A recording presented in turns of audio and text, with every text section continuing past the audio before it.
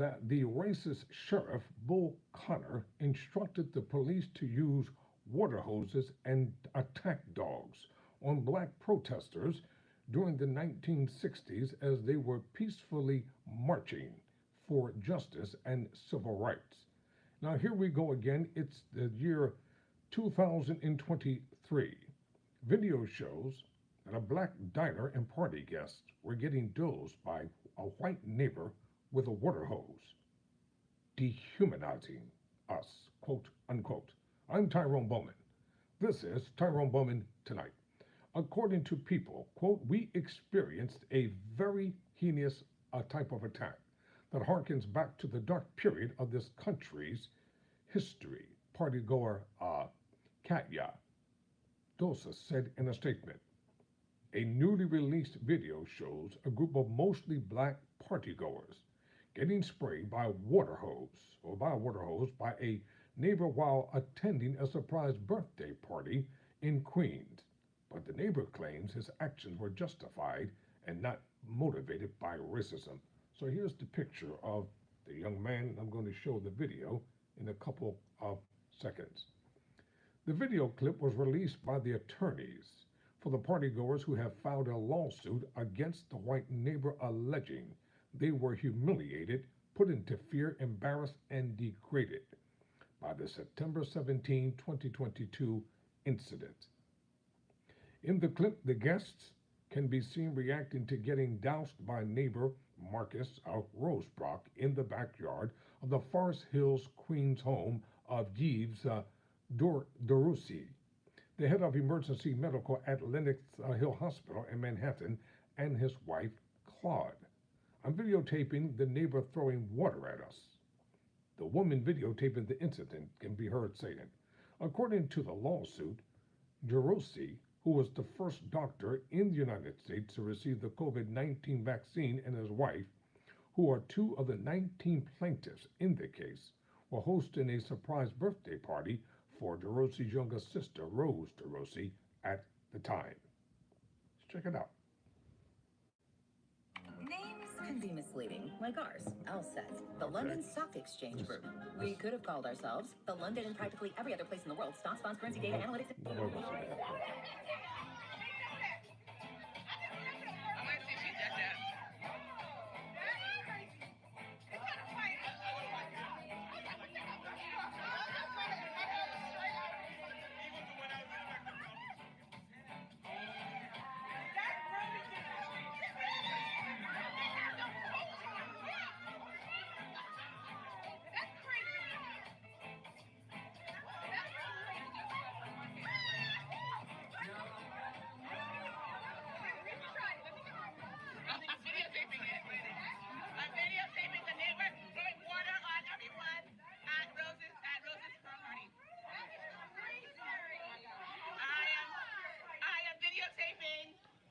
Okay, that's enough of that. Now let's get back to the story. This 1 minute and 12-second clip is a snapshot of a series of incidents that happened over a span of an hour. Rosebrock's attorney, Brandon Gilliard, tells People the clip doesn't show what happened before or after. According to the lawsuit, the guests at the party included Rose's friend from Fordham Law School, her alma mater, as well as Regio Morales, a co-founder of the Recording Academy's Black Music Collective. The lawsuit alleges that at about 9:50 p.m., when the party was winding down, a white female neighbor entered the DeRossi home uninvited with a large German Shepherd and demanded that the music playing in the background be turned down.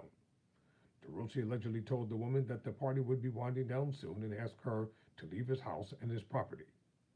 Shortly after that, Rosebrock allegedly took his water hose and began water hosing partygoers in DeRossi's backyard to get them to disperse, creating a scene reminiscent, as I said in the opening of this program tonight, reminiscent of the 1960s Birmingham, Alabama, when law enforcement officers used fire hoses to douse, assault, and batter African Americans participating in civil rights demonstrations in an attempt to get them to comply and disperse.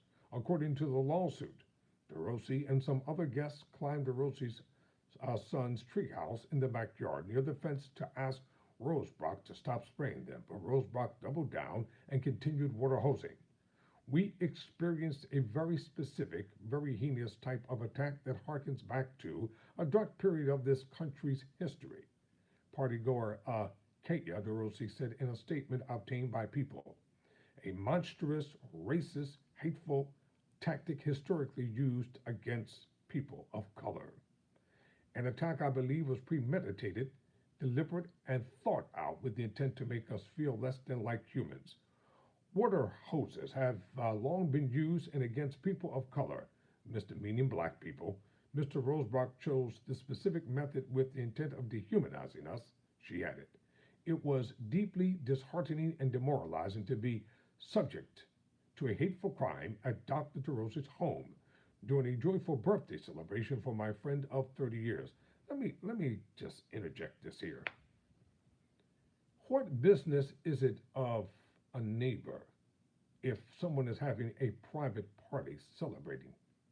And who gave her the authority to trespass on someone's property with a German shepherd, thus attempting to intimidate others? You know, in America, this racism crap is getting out of hand. And ladies and gentlemen, eventually, if good people who stand by and do nothing continue to allow evil people to triumphant, after a while, people get tired of being bullied. They get tired of being dehumanized. They get tired of being trampled upon. And then when the bullies start getting bullied, they're the first ones to want to cry foul.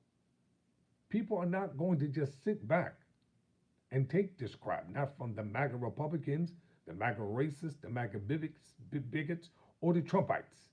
This is a brand new day. And people better get used to black people not kowtowing and running away.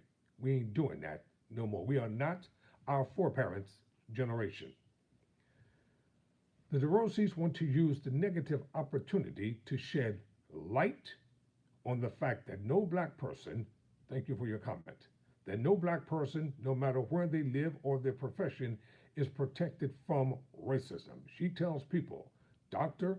DeRossi wants to be a voice for others who are subjected to racist acts and empower those who don't have the same means or platform to speak out against racism. And may I add this, I know a lot of black professionals who work hard every day, black entrepreneurs who work hard every day, they're law-abiding, yet they face institutionalized racism on a daily basis. And they think that they are powerless. No, you're not powerless. Learn to stand up and be men. Don't allow a college degree or degrees to take away your strength, your ability, and the boldness that you all have on the inside of you. The time has come that in America, we're going to continue to take a firm stand against racism, bigotry, and hatred. You can believe that. It's all hands on deck. Now back to the article. The DeRossi says Malik have not been able to enjoy their home like they once did. In their garden for fear that Marcus Rosebrock will treat them as less than human again. Rosebrock's attorney Gilliard says his client refutes any characterization that he is a racist or that his actions were racially motivated. You're a damn liar. Yeah, I said it. See, I say the things that people think and that are afraid to say. You are a damn liar, and you know it. You can hide behind your lawyers, hide behind your wealth, but you're a liar. To compare plaintiffs' aggressive and violent actions at a house party with those of the peaceful protesters of the 1960s is a false equivalence and is disrespectful of the legacy of those who suffered indignities while fighting for civil rights. Says who? You all don't get to tell us the amount of suffrage and how it's leveraged.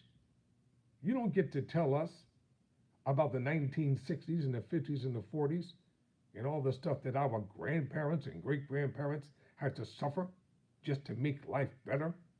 I remember growing up, all the hard things that women and the injustices they served at the hands of filthy, molesting employers just to put food on the table for their families and working from sunup to sundown and even on holidays to take care of their families when they had very little that they were paid for. Y'all better wake up and start standing up and being men and women. Tyrone Bowman Tonight is an unapologetically bold program. It's an independent voice, and we ain't backing down. I'm just getting started. I'm Tyrone Bowman. Thanks for watching. Thanks for the comments. Never surrender. Never quit.